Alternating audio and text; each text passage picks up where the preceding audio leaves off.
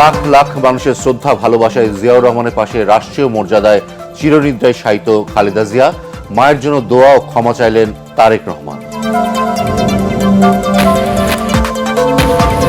কিংবদন্তি রাজনীতিক খালেদা জিয়ার জানাজায় জনসমুদ্র ঢাকা।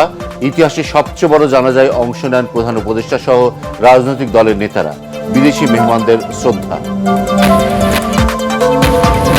খালেদা জিয়ার প্রয়াণে নরেন্দ্র মোদীর শোক বার্তা তারেক রহমানের হাতে তুলে দিলেন দেশটির পররাষ্ট্রমন্ত্রী এস জয়শঙ্কর। দেখা করলেন পাকিস্তানের স্পিকার। এভারকেয়ার থেকে শেষবারের মতো গুলশানে বাসা ফিরোজায় খালেদা জিয়ার নিথর দেহ। মায়ের কফিনের পাশে তারেক রহমানের কোরআন তেলাওয়াত।